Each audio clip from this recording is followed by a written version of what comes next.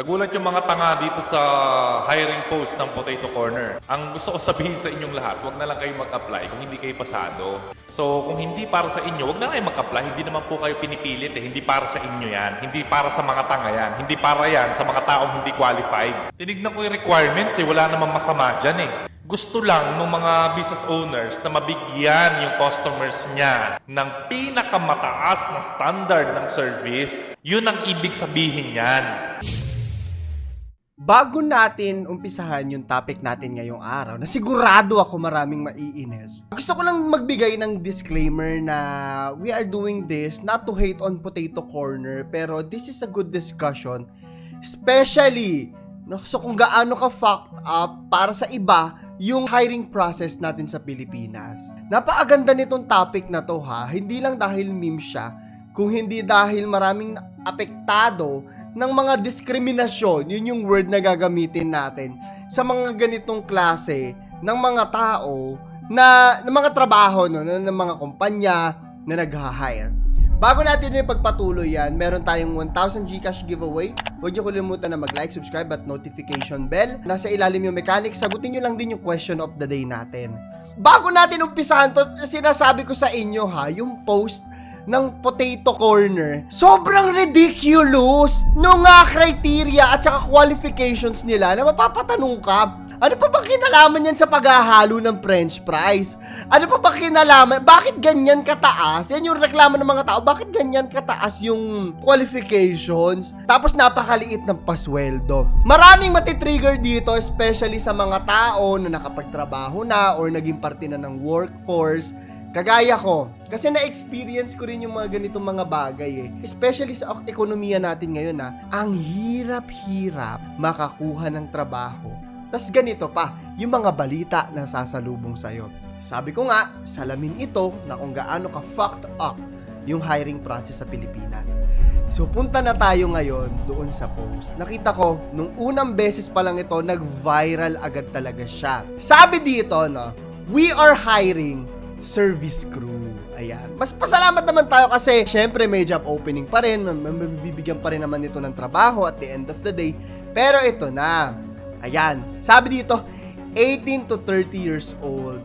Merong age discrimination. Yan yung isa sa mga nakikita nyo sa ibang bansa, di ba? Pero mga matatanda na, pero nagtatrabaho pa rin sa mga McDonald's. Sabi nila, ba't sa atin, sa napakaraming trabaho sa atin, hindi kumukuha ng mga matatanda na? Ayan, isa sa mga problema nila yan.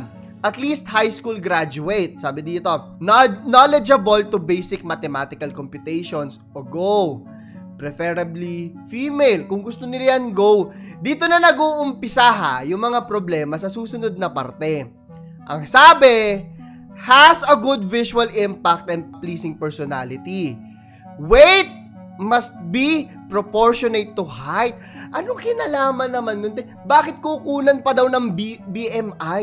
Anong kinalaman nun sa pagsaserve ng tao ng french fries? Yan yung sinasabi nila. Mamaya babasahin natin yung mga comment. Matatawa na lang din kayo. Eto pa! Have clear complexion, eyesight, and good set of teeth. Eto pa yung mga, bakit may ganyan? Marami nga nagsasabi, nakikita ko sa comments, ano ba yung hinahanap nila? Miss Universe daw ba to?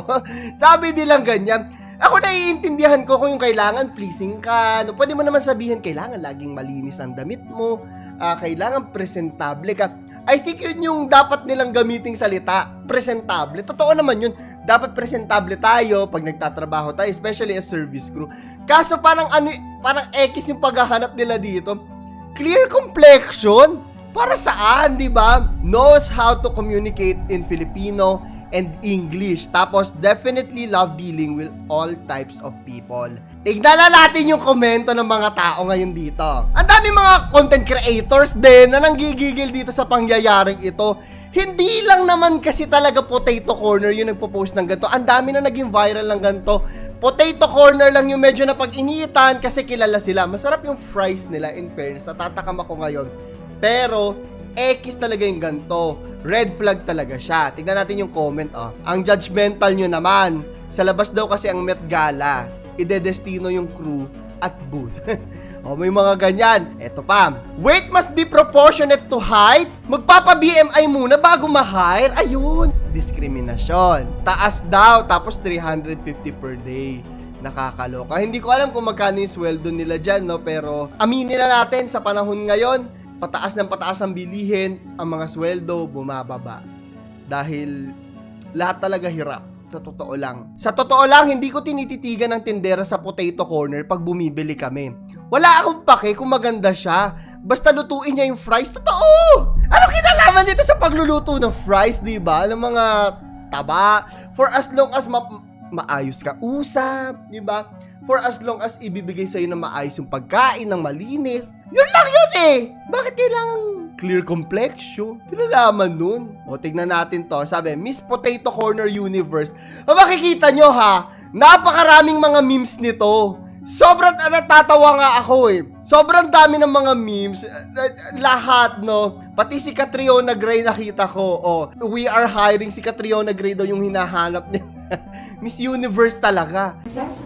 Hi, my name is Catriona Gray. I'm 22 years old and... O, ito pa. Ano pong kinalaman ng clear complexion sa pagtitinda? Ayun na nga.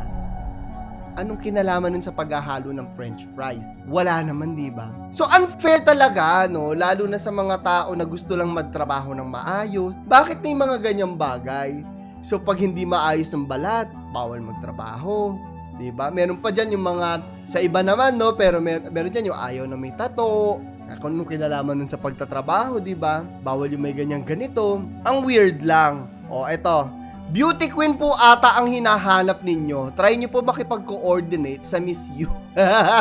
Ang weird lang kasi talaga. Sa totoo lang, bakit may mga ganyang bagay? Tapos eto pa, ang pinakamatindi sa lahat.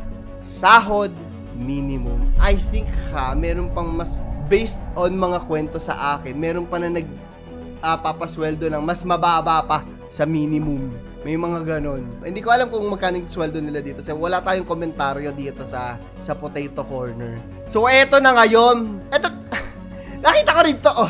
Pati si Rendon Labador, hindi ko alam kung bakit. Sabi niya, Rendon Labador reacts to viral qualifications of a Potato Corner branch. Isang branch lang pala to. Actually, hindi ko maanap kung anong branch siya. Sabi niya, kung hindi kayo pasado, marami namang trabaho na pwede sa mga mabababang standards. Hindi naman sa mababang standards, te. Walang relasyon sa trabaho yung sinasabing qualifications. Hindi ko alam dito kung ano pinagsasabi natin ni Rendon Labador palagi. Hindi mo alam kung nagtutroll lang siya o gusto lang talaga niya ng engagement. Triggered ako, pasensya na. Eto pa yung nakita kong isa. Sabi nila, Canada versus Philippines.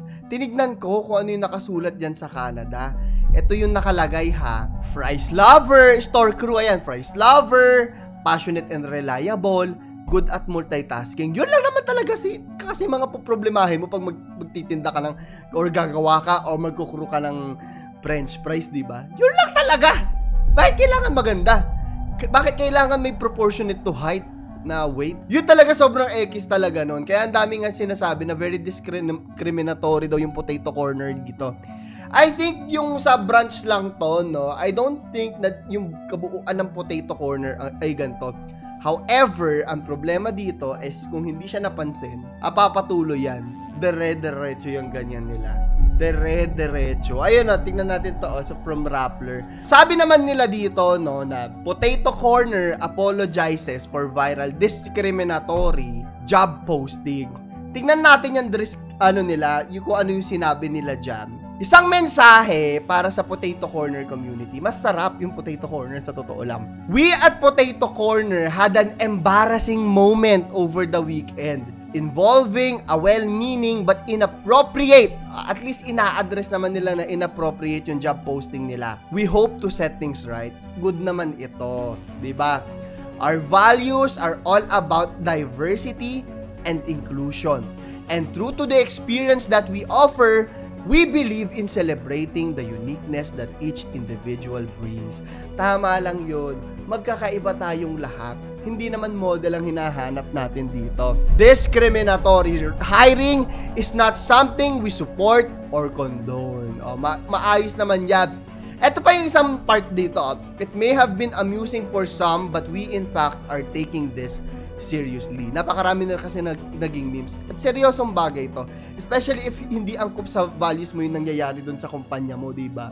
We are teaming up with valued business partners, franchisees, and suppliers to make sure na hindi na raw mangyayari to. Maganda naman yan, diba? So ito yung tanong ko sa inyo. Salamin lang to. Sabi nga, icing pa lang ito sa ibabaw ng cupcake. Napakaraming ganitong nangyayari sa buong Pilipinas. Tatanungin ko ang lahat ng mga tao dito para sa ating 1,000 Gcash giveaway din. Nasa ilalim yung mechanics natin. Sagutin nyo to. Kayo ba, sa panahon nyo dito sa mundo ng pagtatrabaho ninyo, naka-experience na ba kayo sa ibang kumpanya na medyo kakaiba yung hiring process? Medyo kakaiba yung kwalifikasyon at meron talagang discrimination when it comes to yung looks mo, yung edad, at marami pang iba. I-comment mo naman sa amin yung experience mo sa ilalim. At sana, hindi na maulit yung ganitong mga pangyayari pa ulit. Ito si Claro the Third, nagpapaalam.